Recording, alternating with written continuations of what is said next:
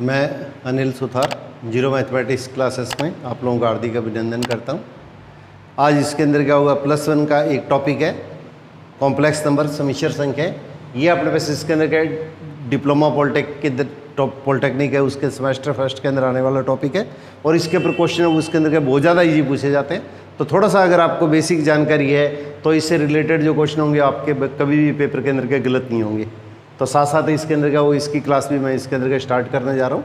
तो यहाँ पे देखिए, पहले अपने पास इसके अंदर क्या छोटी कक्षाओं के अंदर अपने पढ़ा करते थे कि अगर एक से जो शुरू होती हैं जो संख्याएं काउंटिंग नंबर्स जिनको अपने बोला करते थे वो क्या कहलाती है, प्राकृत संख्याएं या सेट ऑफ नेचुरल नंबर कहलाती हैं। ये प्राकृत संख्याएं या इसको बोलते हैं सेट ऑफ नेचुरल नंबर। अब इसी तरह से अगर इसमें जीरो और शामिल हो जाए तो ये जो संख्या होती है उसके अंदर क्या कहलाती है, पूर्ण संख्याएं या होल नंबर कहलाती हैं। तो इसको मजले ब्रैकेट में लिख देते हैं तो वो अपने पास इसके अंदर क्या कहलाता है, सेट कहलाता है। अगर मजला ब्रैकेट में नहीं लगाता हूँ कर्ली ब्रैकेट, तब तो ये क्या कहलाएंगी, प्राकृत संख्याएं या नेचुरल नंबर्स कहलाएंगी। और इसको ब्रैकेट में लिख देता हूँ तो ये इनका क्या हो गया, एक कलेक्शन हो गया, इनका एक सेट हो गया, इनका एक समूह हो गया। तो उसको अपने पास इसके अंदर क्या है, सेट ऑफ नेचुरल नंबर या प्राकृत संख्याओं का समुच्चय कह देते हैं। अब इसी तरह से अगर इसमें जीरो और शामिल कर दिया जाए तो ये जो अपने पास इसके अंदर का जो सेट या समुच्चय आएगा वो उसके अंदर क्या होगा, ये पूर्ण संख्याओं का समुच्चय या होल नंबर कहलाता है। अब इसी तरह से अगर इसमें जीरो और प्लस के साथ में जो संख्या है उसमें माइनस की संख्या अगर मैं और शामिल कर देता हूँ, 0 1 2 3 इस तरह -1 -2 -3 पूरी संख्या ली है जिनको अपने गिनती करते हैं, काउंटिंग करते हैं। तो 0 है +1 -1 +2 -2 +3 -3 इस तरह की जो संख्या होती है इसको Z से ही I से व्यक्त करते हैं। प्राकृत संख्याओं के समुच्चय को हम कैपिटल N से व्यक्त करते हैं, पूर्ण संख्याओं के समुच्चय को हम W से व्यक्त करते हैं। और इसके अंदर क्या होगा, ये natural number set of natural number प्राकृत संख्याओं का समुच्चय। 0 अगर शामिल कर दिया तो ये पूर्ण संख्या, इसको बोलेंगे सेट ऑफ होल नंबर्स। और ये Z I होता है जिसमें 0 और प्लस माइनस दोनों संख्या आती है, इसको बोलते हैं set of integers, set of integers या पूर्णांक संख्याओं का समुच्चय। फिर P/Q टाइप की संख्या आ जाएगी, P/Q टाइप की संख्या आ जाए। और P और Q दोनों क्या है, ये इसके अंदर क्या है, इंटीजर्स हैं। ये अपने पास इसके अंदर क्या होगा, Z के सदस्य है। ये जो वहाँ लिखा जाता है ना, जैसे इसके अंदर क्या है 1 A का एलिमेंट है या पे N दिया है तो N आ जाएगा। इस तरह से इसके अंदर क्या होगा, ये जो निशान लगता है ना, ये इस तरह निशान लगा के, जैसे इसके अंदर क्या ये निशान लगाते हैं, C टाइप का निशान लगा के बीच में निशान लगाते हैं, इसको बोलते हैं बिलोंग्स टू या इसका एलिमेंट। तो 1 N का एलिमेंट है, 2 है वो अपने बेसिस के अंदर N का एलिमेंट है, और 0 अपने बेसिस के अंदर N का एलिमेंट नहीं है। तो जो सदस्य एलिमेंट इसके अंदर है उसके लिए तो लिखते हैं 1 belongs to N, 2 belongs to N, 3 belongs to N, 4 belongs to N। और जो इसके सदस्य एलिमेंट नहीं है उसके लिए ऐसे काट देंगे। तो 0 not belongs to N, 0 N का एलिमेंट नहीं है। 1 और 2 तो N के एलिमेंट है, 0 इसके अंदर का इसका एलिमेंट नहीं है। अब इसी तरह से इसके अंदर क्या देखिए, ये 0 है वो अपने बेसिस के अंदर क्या किसका एलिमेंट है, W का एलिमेंट है। W क्या होगा, पूर्ण संख्या या होल नंबर होगी। तो इसके अंदर क्या 0 W के अंदर आता है।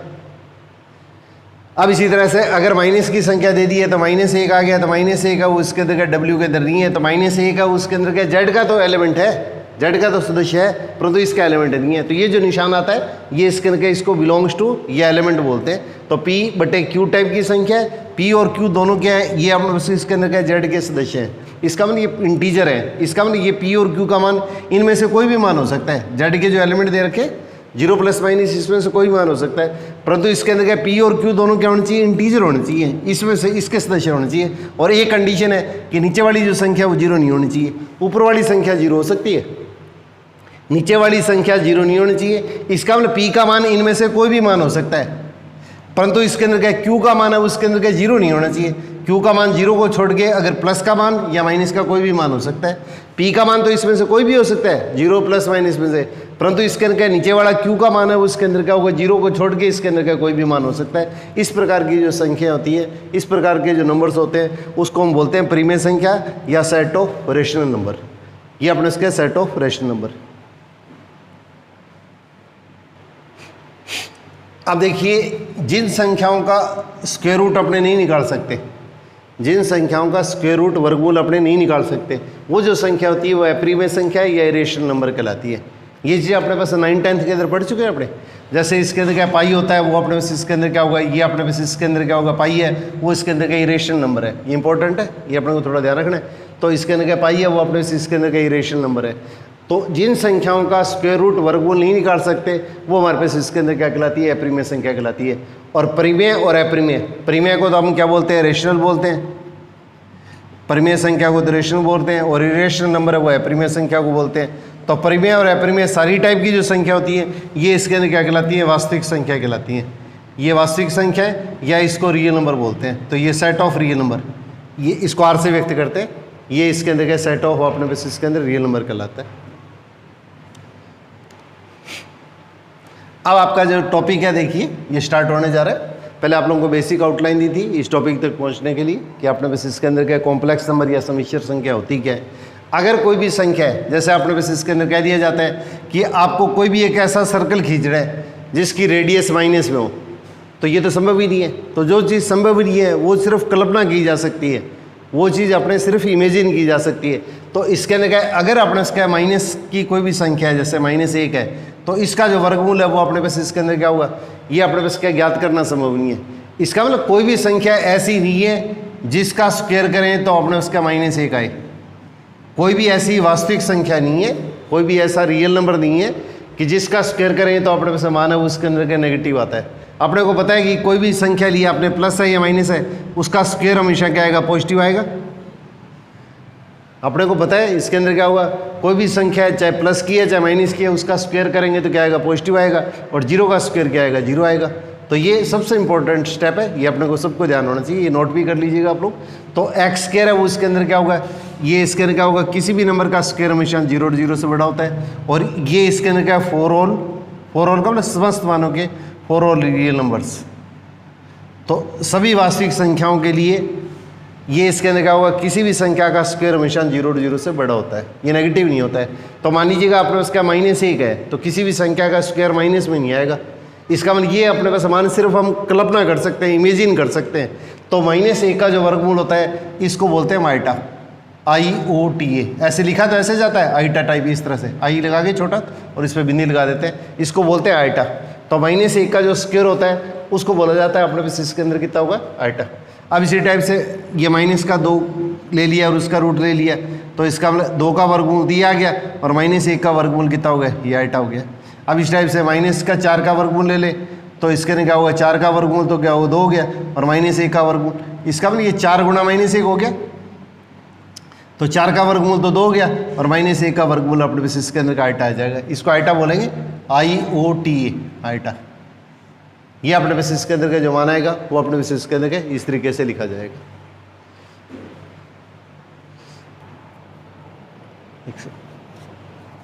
अब देखिए ये कॉम्प्लेक्स नंबर का जो सेट समूचा होता है उसको C से व्यक्त करते हैं, कैपिटल C से। कॉम्प्लेक्स नंबर का जो सेट होता है इसको इसके अंदर के कैपिटल C से व्यक्त किया जाता है। अब इसको देखिए डिफाइन किस तरह से किया जाता है कि अगर आपने क्या कोई भी कॉम्प्लेक्स नंबर है, जैसे इसको मैंने स्मॉल z से व्यक्त किया है, एक तो कैपिटल Z होता है। कैपिटल Z तो क्या होता है, सेट ऑफ इंटीजर, पूर्णांक संख्याओं का समूचा होता है, जिसमें 0 और प्लस माइनस की संख्या आती है। और यहाँ पे ये मैंने -z लिखा है, और Z किस प्रकार की संख्या है, x plus iota Y type की संख्या है, x plus iota Y type की संख्या है। और इसमें x है और y है, दोनों जो है ये रियल नंबर है, ये बिलोंग्स टू अब x और y दोनों संख्याएं क्या है, ये वास्तविक संख्या है। और आइटा है वो -1 का रूट है, -1 का वर्गमूल है। तो इस टाइप की जो संख्या होती है वो इसके अंदर क्या कहलाती है, तो z इजिकल टू, जैसे मैंने 2 + 3 आइटा या 2 - 3 आइटा लिया है, ये हमारे पास इसके अंदर क्या होगी, कॉम्प्लेक्स नंबर होगी। परंतु इसको कर्ली ब्रैकेट या मजले ब्रैकेट में लिख देंगे तो ये इसके अंदर क्या होगा, इसका सेट हो गया। ये अपने पास इसके अंदर क्या होगा, इसका एक अपने पास सेट हो गया। जैसे अपने ज्योमेट्री बॉक्स है तो उसके अंदर क्या होगा, पेंसिल है, प्रकार है, डी है, ये सारी चीज़ें हैं वो उसके अंदर क्या होंगे, इसके एलिमेंट, इसके अवयव हो गए।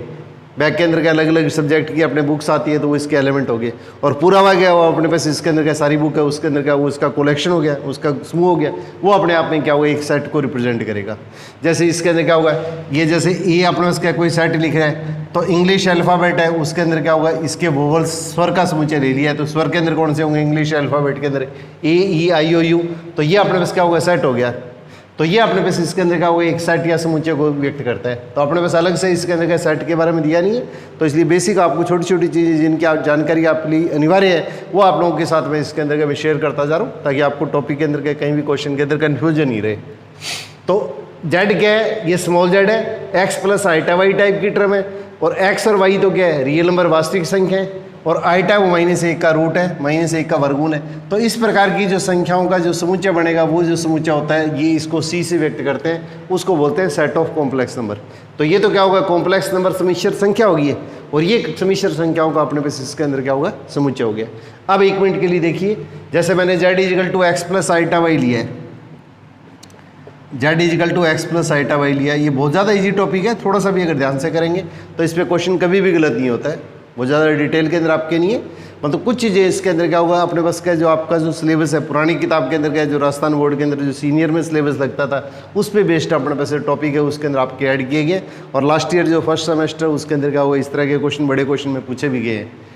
तो जो अपने पास इसके अंदर अब 8% जो अपने पास NCERT +1 में चल रही है उसके अंदर ये मेन टॉपिक है, परंतु इसके अंदर कुछ टॉपिक इसमें जो नए ऐड इसके अंदर आपके जो है वो उसके अंदर के पुराने टाइम जो सीनियर के अंदर जो लगते थे राजस्थान बोर्ड की बुक के अंदर, वो जो टॉपिक है उसके अंदर के अपने सिलेबस के अंदर भी है। तो स्टार्टिंग देखिए, इसमें छोटे क्वेश्चन है, वो इसके अंदर बड़े आसान क्वेश्चन है। तो यहाँ पे ये जिस संख्या में आइटा की टर्म नहीं होती है ये इसका रियल पार्ट कहलाता है, इसको बोलते हैं real part of Z, short में से लिखा जाता है REZ। इसको जेड का वास्तविक भाग बोलते हैं, जेड का वास्तविक भाग या real part of Z, real part of Z. तो जिसमें आइटा की टर्म नहीं है वो रियल पार्ट ऑफ जेड हो गया। और इसी तरह से आइटा के इंटू के अंदर जो टर्म होती है इसको बोलते हैं IMZ लिखते हैं, इसको बोलते हैं imaginary part of Z, imaginary part of Z. तो ये तो जेड का वास्तविक भाग कहलाता है, जिसमें आइटा की टर्म नहीं है वो इसका क्या होगा, वास्तविक भाग हो गया, रियल पार्ट हो गया। और जिसके अंदर आइटा की टर्म आ जाती है तो आइटा को छोड़ देना है, और आइटा के इंटू के अंदर जो टर्म आएगी वो इसके अंदर क्या होगा, इसका इमेजनरी पार्ट कहलाएगा। तो ये इसके अंदर क्या होगा, इसका इमेजनरी पार्ट हो जाएगा।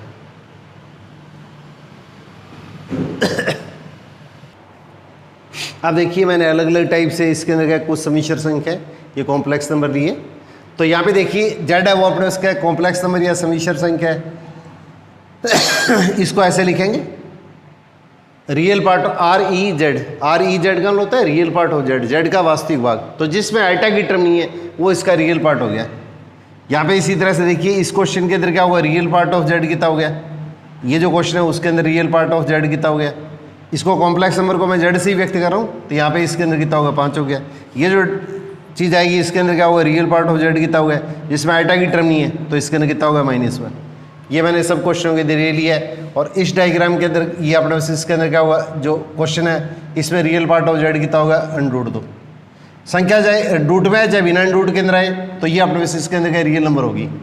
ये तो इसका रियल पार्ट ऑफ जेड हो गया। अब इस तरह से इसका इमेजनरी पार्ट ऑफ जेड निकालना है तो IMZ दिखते हैं इसको शॉर्ट में, इमेजनरी पार्ट का मतलब काल्पनिक भाग। ये इसका जेड का वास्तविक भाग कहलाता है, रियल पार्ट ऑफ जेड। और आइटा के इंटू के अंदर होता है वो इसका इमेजनरी पार्ट कहलाता है। तो इमेजनरी पार्ट ऑफ जेड कितना होगा, आइटा के इंटू के अंदर देख लो निशान साथ में लेना है, प्लस लगाने की जरूरत नहीं होती है। अब इस तरह से इस डायग्राम के अंदर क्या होगा, इमेजनरी पार्ट ऑफ जेड लिखेंगे तो क्या जाएगा, इसका इमेजनरी पार्ट ऑफ जेड कितना होगा, आइटा के इंटू के अंदर देखो कितना है, ये अपने बेसिस के अंदर कितना है, -3। अब इस तरह से इस डायग्राम के अंदर क्या होगा, इमेजनरी पार्ट ऑफ जेड कितना आ जाएगा, इमेजनरी पार्ट ऑफ अपने पास क्या जेड क्या जाएगा, आइटा के इंटू के अंदर कुछ भी नहीं है तो इसका मतलब कितना है, 1 है। तो इसका मतलब हमारे पे समान क्या जाएगा, 1 आ जाएगा। आइटा साथ में नहीं लगाना है, ये चीज़ अपने को स्पेशली ध्यान रखनी है।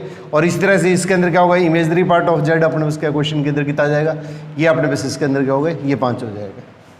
ये अपने बेसिस के अंदर क्या 5 हो जाएगा। अब देखो मैंने स्टार्टिंग की थी, -1 का जो वर्गमूल होता है ये रूट होता है वो आइटा को व्यक्त करता है, इसको आइटा बोलते हैं, आई नहीं बोलते आइटा। अब इसका स्क्वायर करेंगे तो क्या होगा, दोनों साइड में स्क्वायर कर दो तो आइटा स्क्वायर हो गया। और -1 का स्क्वायर कितना हो गया, ये अपने बेसिस के अंदर कितना आएगा, ये -1 हो जाएगा।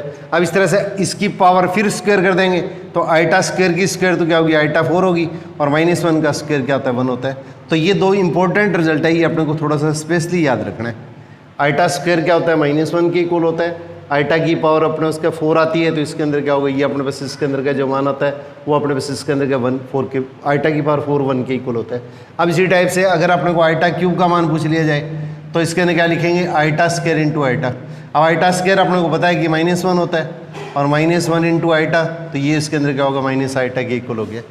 अब इसी टाइप से देखिए सपोज करो अगर अपने को मान जैसे दे दिया गया आइटा की पावर अपने उसके अगर 6 दे दिया है तो इसको क्या लिखेंगे, आइटा की पावर 4 इंटू आइटा स्क्वायर। ये अपने इसके अंदर क्या छोटी क्लासों के अंदर अपने 8th में और 9th में पढ़ चुके हैं। अगर एक संख्या दे रखी है ए की पावर m इंटू ए की पावर n, आधार जो बेस होता है वो सेम है, बीच में अगर इंटू का साइन है तो पावर अपने पास इसके अंदर क्या होती है, प्लस होती है। इसको ऐसे लिखा जा सकता है, इसको ऐसे लिखा जा सकता है। बेस अगर सेम है, बीच में अगर गुणा का निशान इंटू का साइन है तो इसकी पावर क्या होती है, प्लस होती है। इनको पावर को प्लस किया जाता है। इसको अलग अलग लिखा जा सकता है, ए की पावर m इंटू ए की पावर n लिखा जा सकता है। तो यहाँ पे देखिए आइटा की पावर 4 इंटू आइटा की स्क्वायर, या कोई निशान डॉट लगाने का, ये दशमलव नहीं है, ये इंटू का साइन हो गया। तो बेस सेम है, बीच में इंटू का साइन है, तो इसकी पावर को प्लस करते हैं। तो 6 को क्या है, 4 और 2 का सम कितना हो गया, ये इसकी इक्वल हो गया। अब आइटा 4 मैंने अभी बताया था 1 होता है, आइटा की पावर 4 तो 1 होता है, और आइटा स्क्वायर अपने पास इसके अंदर क्या होता है, -1 होता है। तो ये मान अपने पास इसके अंदर आएगा -1 के इक्वल आ जाएगा। अब इसी तरह से देखिएगा, अगर क्वेश्चन अपने पास इसके अंदर का ये दे दिया है, आइटा की पावर 41 की वैल्यू पूछनी है, आइटा की पावर 4 है उसकी वैल्यू आपको पूछ ली गई है। तो आइटा की पावर 4 की वैल्यू अगर आपको पूछ ली गई है तो आइटा की पावर 4 की पावर 10 इंटू आइटा, ये आपने 9th के अंदर और 8th के अंदर ये फॉर्मूले पढ़े थे, घातांकों के नियम, लॉ ऑफ इंडिसेस। ये बेस है, ये पावर है, ये पावर की पावर होल पावर होती है। तो बेस ये है, तो पावर और होल पावर को हम क्या करते हैं, मल्टीप्लाई करते हैं। तो ए की पावर 41 को क्या लिखेंगे, ए की पावर 4 इसकी पावर 10, तो 4 को 10 से गुणा करेंगे तो 40, और गुणा इसके अंदर का ये हो गया। तो आइटा की पावर 40 प्लस 1, तो आइटा की पावर 40 गुणा आइटा की पावर 1, और आइटा की पावर 40 को क्या लिख सकते हैं, आइटा की पावर 4 की पावर 10। तो इसका मतलब आइटा की पावर 4 क्या होता है, ये इसके अंदर 1 होता है, और पावर जो अपने को दे रखी है वही लिख ली। अब 1 की पावर कुछ भी करेंगे तो 1 आएगा, और 1 को आइटा से मल्टीप्लाई करेंगे तो इसके अंदर मान कितना आ जाएगा, ये आइटा आ जाएगा। अब देखिए, अगर आपने बस सपोज करो इस तरह का जैसे कोई मान दे दिया गया है, तो इसके अंदर अगर आपको पूछा जाता है इसका रियल पार्ट और इमेजनरी पार्ट निकालना है, तो यहाँ पे ये हल करते हैं, फिर जेड का मान क्या होगा, आइटा आ गया। अब जेड का मान आइटा आ गया तो इसका मतलब इसके अंदर रियल पार्ट जिसमें बिना आइटा की कोई टर्म नहीं है, तो उसको अपनी ओर से क्या करेंगे, 0 लगा देंगे। इसको अपनी ओर से इसके अंदर हम 0 लगा देंगे। अब इस चीज़ को हल करेंगे तो हमारे पास रियल पार्ट ऑफ जेड तो क्या आ जाएगा, रियल पार्ट ऑफ जेड तो 0 आ जाएगा, और इमेजनरी पार्ट ऑफ जेड है वो अपने पास इसके अंदर क्या होगा। अब आइटा नहीं लिखेंगे, आइटा लिखते ही आपका क्वेश्चन गलत हो जाएगा। तो आइटा के इंटू के अंदर देखो कुछ भी नहीं है, तो आइटा के इंटू के अंदर कुछ भी नहीं है, तो इसलिए हमारे पास इसके अंदर मान जो आएगा वो इसके अंदर 1 आ जाएगा। अब एक इसके अंदर के देखिए, इस तरह के मैं 2-3 छोटे-छोटे क्वेश्चन देता हूँ ताकि आपको ये चीज़ क्लियर हो जाए, फिर आगे टॉपिक चलाने के अंदर के अपने को कोई परेशानी नहीं आए। जेड इजिकल टू देखो 1 माइनस आइटा की स्क्वायर है। अब इसका आपको रियल और इमेजनरी पार्ट आपको पूछा जाता है जैसे, तो सबसे पहले 1 माइनस आइटा की होल स्क्वायर को अपने पास हल करेंगे। तो इसके अंदर क्या, पहली संख्या का स्क्वायर, पीछे माइनस है तो माइनस 2 गुणा पहली संख्या गुणा दूसरी संख्या और प्लस दूसरी संख्या का स्क्वायर। ए प्लस बी है, ए माइनस बी का होल स्क्वायर, बड़ा 8th क्लास का फॉर्मूला अप्लाई कर दिया आपने। अब 1 का स्क्वायर तो 1 हो गया, माइनस 2 को 1 से गुणा किया 2, और आइटा को आइटा से गुणा किया तो इसके अंदर क्या होगा, 2 को 1 से गुणा किया 2, और आइटा साथ में आ गया तो माइनस का 2 आइटा, और ये कितना हुआ, आइटा स्क्वायर हो गया। और आइटा स्क्वायर आपने आपको पता है कि कितना होता है, ये -1 होता है। आइटा स्क्वायर, ये 2 रिजल्ट आपको सीधे याद रखने हैं। आइटा स्क्वायर -1 होता है, आइटा की पावर 4 1 होता है, और आइटा जो होता है वो -1 का रूट होता है। ये छोटे छोटे रिजल्ट है, ये अपने को थोड़ा सा स्पेशली याद रखने। अब देखिए +1 और -1 आपस में कट जाएगा, तो इसको हल करने पे हमारे पास इसके अंदर मान कितना आएगा, ये -2 आइटा। और इसमें देखो बिना आइटा की कोई टर्म नहीं है, तो अपनी ओर से क्या करेंगे, इसमें 0 लगा देंगे, अपनी ओर से 0 लगा देंगे। अब इस चीज़ को हल करेंगे तो रियल पार्ट ऑफ जेड तो क्या जाएगा, ये रियल पार्ट ऑफ जेड तो अपने उसके क्वेश्चन के अंदर क्या जाएगा, ये 0 हो गया। जिसमें आइटा की टर्म नहीं है तो वो 0 होगी। और इस तरह से इसका इमेजनरी पार्ट क्या जाएगा, इमेजनरी पार्ट ऑफ जेड क्या हुआ, आइटा के इंटू के अंदर कितना है, -2 है, तो ये अपने पास माना वो इसके अंदर का -2 आ जाएगा। तो ये अपने पास इसके अंदर का होगा, छोटा सा इसके अंदर का, ये इसका रिजल्ट आ जाएगा। अब इसी टाइप से अगर कोई क्वेश्चन के अंदर अगर इस तरह से किया जाए, देखिए आप, अगर z = x + आइटा वही आता है, तो आइटा की जगह अगर माइनस आइटा लिख दें, आइटा की जगह अगर माइनस आइटा लिख लिया जाए, तो ये जो समीशर संख्या z होती है उसका कंजुगेट कहलाता है। ऊपर लाइन लगा देते हैं, ये z का कंजुगेट कहलाता है, इसको कंजुगेट ऑफ z बोलते हैं, कंजुगेट ऑफ z, या संयुग्मी z बोल देते हैं हिंदी के अंदर, संयुग्मी z, संयुग्मी समीशर संख्या। तो कोई भी जो कॉम्प्लेक्स नंबर दिया है उसमें आइटा की जगह माइनस आइटा लगाएंगे तो वो अपने पास इसके अंदर क्या कहलाएगा, इसका कंजुगेट ऑफ z कहलाता है। ये इसका कंजुगेट ऑफ जेड कहलाता है। अब यहाँ पे देखिए, अगर जेड इजिकल टू जैसे आपने पास इसके अंदर दिया है 2 माइनस 3 आइटा, तो जेड कंजुगेट क्या आ जाएगा, बाकी बार में कोई चेंज नहीं करता है, बस आइटा की जगह प्लस निशान जो माइनस है तो प्लस लगा देना है, प्लस है तो इसके अंदर क्या होगा, माइनस लगा देना है। और एक इसके अंदर के देखिए, इसका जो सबसे इंपॉर्टेंट चैप्टर टॉपिक है, इसके अंदर अपने को इसकी बार बार जरूरत पड़ेगी, इस पर क्वेश्चन पूछे जाएंगे। अगर जेड आपने इसका कोई भी कॉम्प्लेक्स नंबर दे रखा है, जेड इजिकल टू कोई भी समिश्र संख्या Z is equal to X plus iota Y दिया है तो इसके अंदर क्या, इसका जो रियल पार्ट होता है वो तो एक्स कोऑर्डिनेट लिखा जाता है, और आइटा के इंटू के अंदर होता है वो इसका इमेजनरी पार्ट होता है, ये अपने इसके अंदर क्या इसके वाई कोऑर्डिनेट से व्यक्त किया जाता है। कोई भी कॉम्प्लेक्स नंबर है उसका रियल पार्ट जिसमें आइटा की टर्म नहीं है वो तो इसका रियल पार्ट है, और आइटा के इंटू के अंदर आती है वो इसके अंदर क्या होगा, ये इसके अंदर क्या होगा, इसका ये इमेजनरी पार्ट या काल्पनिक भाग कहलाएगा। ये जिसमें आइटा नहीं है वो तो रियल पार्ट या वास्तविक भाग है, और जिसमें आइटा के इंटू के अंदर है आइटा को छोड़ देना है और निशान साथ में लेना है, ये इसका इमेजनरी पार्ट कहलाता है। अब देखिए, कोई भी जो कॉम्प्लेक्स नंबर है इसको अगर ग्राफ पेपर पे अगर व्यक्त करें, कोई भी कॉम्प्लेक्स नंबर है इसको अगर अपने ग्राफ पेपर पे अगर व्यक्त करें तो इसको इस तरीके से व्यक्त किया जाता है। ध्यान दीजिएगा, ये ग्राफ पेपर पे जैसे पॉइंट एक्स और वाई आ गया, ये पॉइंट अपने पास इसके अंदर एक्स और वाई आ गया, एक्स और वाई अपने पास क्या ग्राफ पेपर पे पॉइंट आ गया। तो कोई भी कॉम्प्लेक्स नंबर है इसको अपनी ओर से कोई भी पॉइंट ले लेते हैं, जैसे मान लिया अलग अलग अपने उसका कॉम्प्लेक्स नंबर है उसको ग्राफ पेपर पे अपने पास के कोई भी point A B C D जैसे अपने छोटी क्लासों में किया करते थे, तो वैसे मान लीजिएगा मैंने पॉइंट ये पी ले लिया है, तो ये कॉम्प्लेक्स नंबर आ गया। अब देखिए अपने पास जैसे 10th के अंदर किया करते थे, 9th के अंदर किया करते थे, अगर आपको ध्यान है तो इस पॉइंट से हम क्या करते हैं, एक्स अक्ष के पर और वाई अक्ष के पर क्या करते हैं, परपेंडिकुलर डालते हैं। इस पॉइंट से एक्स अक्ष के पर और वाई अक्ष के पर का अपने पास परपेंडिकुलर डालते हैं। अब अपने पास इसके अंदर ये मान तो एक्स का मान हो गया, और ये अपने पास मान क्या होगा, वाई का मान हो गया।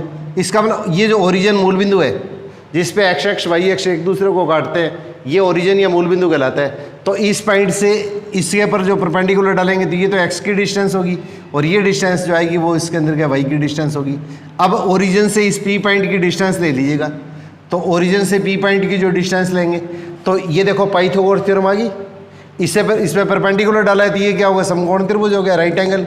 और राइट एंगल में अगर दो भुजाएं बराबर होती हैं तो तीसरी साइड निकालने के लिए हम क्या करते हैं, पाइथागोरस थ्योरम में वो काम में लेते हैं। तो इसका ये कर्ण हो गया हाइपोटेन्यूज, तो ओपी का जो स्क्वायर आएगा वो किसके इक्वल आएगा, एक्स का स्क्वायर प्लस वाई का स्क्वायर। अब ओपी लेंगे तो इसके अंदर क्या होगा, इसका x square plus y square का रूट आ जाएगा, और x square plus y square का रूट आ गया। अब ये ओरिजिन से इस पॉइंट की डिस्टेंस, एक चीज़ तो अपने को ध्यान ये रखनी है कि कोई भी कॉम्प्लेक्स नंबर है इसको इसके अंदर क्या है, ऑर्डर्ड पेयर के फॉर्म में लिखा जा सकता है। रियल पार्ट है उसका इस कोऑर्डिनेट का एक्स कोऑर्डिनेट हो जाएगा, और आइटा के इंटू के अंदर वो इसका इमेजनरी पार्ट है जेड का, वो इसके अंदर क्या होगा, इसका वाई कोऑर्डिनेट हो जाएगा। तो कोई भी कॉम्प्लेक्स नंबर है उसको ऑर्डर्ड पेयर ये इसके अंदर क्या कर्मित युग्म के रूप में लिखा जा सकता है। ये अपने 8th 9th के अंदर पढ़ चुके हैं, ये कोऑर्डिनेट होते हैं वो हमेशा इसके अंदर क्या ऑर्डर्ड पेयर के रूप में व्यक्त किए जाते हैं।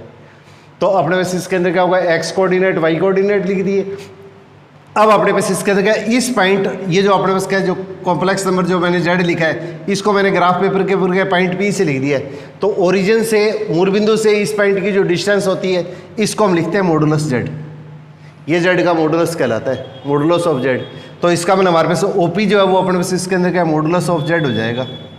ओपी अपने इसका मतलब इस पॉइंट की ओरिजिन से जो डिस्टेंस आएगी ये मॉडुलस ऑफ जेड को व्यक्त करता है। ये जेड का मॉडुलस या जेड का मापांक कहलाता है। और ये एक्स तो क्या कहलाता है, इसका रियल पार्ट कहलाता है। तो मॉडुलस जेड किसके इक्वल होगा, इसका रियल पार्ट, जेड का रियल पार्ट उसका स्क्वायर, और प्लस वाई अपने पास इसके अंदर क्या होगा, इसका इमेजनरी पार्ट उसका स्क्वायर, और दोनों का स्क्वायर करके ऐड करेंगे और इसके अंदर का इसका रूट ले लेंगे। और मॉडुलस हमेशा क्या होता है, 0 और 0 से बड़ा होता है, तो इसलिए इसके अंदर प्लस लगाने की अपने को आवश्यकता नहीं है। जैसे एग्जांपल के तौर पे देखिए, मैं एक इसके अंदर का छोटा सा क्वेश्चन लेता हूँ, 1-2 क्वेश्चन, ताकि फिर अपने पास आगे टॉपिक बढ़ाने के अंदर अपने को कोई दिक्कत नहीं है।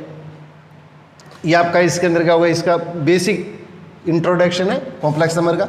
जैसे कॉम्प्लेक्स नंबर 3 + 4 आइटा दे दिए, तो अगर मॉडुलस जेड पूछ लिया जाए तो इसमें क्या लिखेंगे, रियल पार्ट है उसका स्क्वायर और प्लस इमेजनरी पार्ट है, दोनों का स्क्वायर कर देंगे और इसका रूट ले लेंगे। फिर रियल पार्ट जो दे रखा है उसका स्क्वायर कर देंगे, आइटा के इंटू के अंदर इमेजनरी पार्ट है उसका स्क्वायर कर देंगे, दोनों को प्लस कर देंगे। तो 3 का स्क्वायर कितना होगा, 9 हो गया, 4 का स्क्वायर कितना होगा, 16 हो गया, दोनों को प्लस करेंगे तो क्या होगा, 25 आ जाएगा। और 25 का रूट कितना हो जाएगा अपने उसका 5 आ जाएगा। ये हमारे पास का मॉडुलस जेड आ जाएगा। अब अगर आपको जेड कंजुगेट पूछ ले तो जेड कंजुगेट पूछेंगे तो इसके अंदर मान कितना आ जाएगा, देखिए जेड कंजुगेट का मान अपने इसके अंदर के 3, आइटा की जगह माइनस आइटा लगाना है तो ये -4 आइटा आ जाएगा। अब इसी टाइप से देखिए अपने इसके क्वेश्चन के अंदर का कोई और छोटा सा एक स्टेप लेता हूँ, फिर इसके अंदर का नेक्स्ट क्लास के अंदर के इस टाइप के जो क्वेश्चन है वो आप लोगों को डिटेल के अंदर क्लियर करने की कोशिश करेंगे। -1 + 2 आइटा। अब जेड का अपने पास क्या मॉडुलस निकालना है, तो पहले तो देखिएगा जेड कंजुगेट ले रहे, तो जेड कंजुगेट का ऊपर जो लाइन लगाते हैं वो जेड का संयुग्मी या कंजुगेट कहलाता है। तो -1, अब आइटा का जो निशान दे रखा है यहाँ पे निशान देखिएगा, आइटा प्लस है तो इसके अंदर माइनस कर दीजिएगा, माइनस है तो इसको प्लस कर दीजिएगा। सिर्फ आपको आइटा का निशान बदलना है, प्लस है तो माइनस और माइनस है तो आपको प्लस बनाना है। अब इसके अंदर क्या होगा, ये -1 - 2 आइटा। अब इसी टाइप से जेड का मॉडुलस क्या आएगा, -1 का स्क्वायर, रियल पार्ट जिसमें आइटा की टर्म नहीं है उसका स्क्वायर कर दीजिएगा, और आइटा के इंटू के अंदर कितना है 2 है तो 2 का स्क्वायर कर दीजिएगा, और इसका दोनों का स्क्वायर करके प्लस करके इसका रूट ले लेना है। और इसके अंदर यहाँ पे नेगेटिव निशान ही लेना है। मॉडुलस हमेशा क्या होता है, 0 और 0 से बड़ा होता है, ये आप लोगों को मैंने पहले बताया था। तो -1 का स्क्वायर तो क्या होगा 1 हो गया, और 2 का स्क्वायर अपने बेसिस के अंदर कितना होगा 4 हो गया। अब दोनों को प्लस करेंगे तो क्या होगा, ये अपने बेसिस के अंदर क्या होगा √5 आ जाएगा। अब एक इसके अंदर क्या देखिए छोटा सा क्वेश्चन, इसके अंदर क्या मैं और लेता हूँ फिर आपको थोड़ी सी क्वेश्चन के अंदर क्या क्लियर हो जाए। z = जैसे मैं दे दिया 2, एक z = दे दिया, इसका मतलब क्या हुआ -8 आइटा सपोज कीजिएगा। तो इसको क्या लिखूँगा मैं, देखिए यहाँ रियल पार्ट है, इमेजरी पार्ट दे नहीं रखा है, तो इमेजरी पार्ट दे नहीं रखा है तो आइटा के इंटू के अंदर क्या अपनी ओर से 0 कर देंगे। यहाँ पे इसमें देखिए आइटा के अलावा दूसरी टर्म नहीं दे रखी है, तो रियल पार्ट है वो अपनी ओर से क्या करेंगे 0 कर देंगे। यहाँ पे सिर्फ रियल पार्ट दिया है, आइटा वाला पार्ट नहीं दे रखा है, तो इसमें क्या लिखेंगे z = 2 + आइटा × 0 लिखेंगे, ये चीज़ लिखेंगे। अब इसके अंदर क्या लिखेंगे, z अपने उसका कंजुगेट पूछेंगे तो 2 आइटा की जगह माइनस आइटा लिखना है, तो -आइटा × 0, और 0 को आइटा से गुणा करेंगे तो 0, तो इसका मतलब ये अपने बेसिस के अंदर क्या होगा 2 - आइटा × 0 0 हो गया। और अब इस 0 को इसके अंदर लगाने की जरूरत नहीं है, तो इसलिए हमारे पास इसके अंदर क्या है, इस संख्या का अगर यहाँ पे आइटा की टर्म नहीं है तो इसका कंजुगेट जो आएगा उसका संयुग्मी अपने पास इसके अंदर का मान सेम ही रहेगा। परंतु यहाँ पे देखिए जेड का अगर कंजुगेट लेना है तो 0, आइटा का मान जो दे रखा है उसका निशान बदल देना है, तो -आइटा है तो प्लस आइटा ले लेंगे, प्लस आइटा है तो माइनस आइटा ले लेंगे। इसका मतलब इसका जो साइन है वो आपस में इसके अंदर क्या होगा चेंज हो गया। अगर आपके पास इसका अगर कंजुगेट पूछा जाता है, तो अगर इसका कंजुगेट अगर आपको पूछा जाता है तो ऐसी स्थिति के अंदर क्या करेंगे, अब देखिए जेड का मॉडुलस अगर पूछा जाता है तो 2 का मतलब 2 + आइटा × 0, तो रियल पार्ट तो कितना होगा 2, जिसमें आइटा की टर्म नहीं है वो रियल पार्ट कहलाता है, और आइटा के इंटू के अंदर कितना है 0 है तो 0 का स्क्वायर। अब 2 का स्क्वायर कितना होगा 4, और 0 का स्क्वायर 0, 4 में 0 प्लस करेंगे तो क्या होगा 4, और 4 का रूट कितना होगा 2। ये आपके पास में इसके अंदर क्या होगा जेड का मॉडुलस या इसका मापांक आ गया। अब इसी टाइप से इसको लिखेंगे तो z = कितना होगा, इसमें रियल पार्ट नहीं दे रखा है, जिसमें आइटा की टर्म नहीं होती है वो रियल पार्ट कहलाता है, तो इसको हम लिखेंगे 0 - आइटा। अब z का मॉडुलस अगर पूछा जाए तो रियल पार्ट तो क्या 0 है उसका स्क्वायर, और आइटा के इंटू के अंदर कितना है -1 उसका स्क्वायर। अब दोनों का स्क्वायर करके प्लस कर देंगे, तो 0 का स्क्वायर तो 0 और -1 का स्क्वायर 1।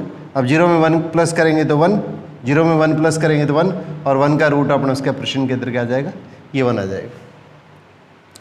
अब इसके अंदर के छोटी छोटी कुछ चीज़ें देखिए, 2 मिनट का टाइम आपको और लेंगे ताकि इसके अंदर के फिर टॉपिक को अपने आगे बढ़ाने के अंदर का कोई दिक्कत नहीं है।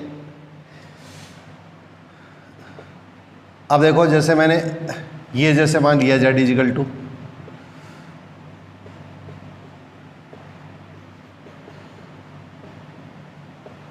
तो मैंने पहले आपको बताया था कोई भी कॉम्प्लेक्स नंबर सम्मिश्र संख्या है इसको ऑर्डर्ड पेयर क्रमित युग्म के रूप में लिख सकते हैं।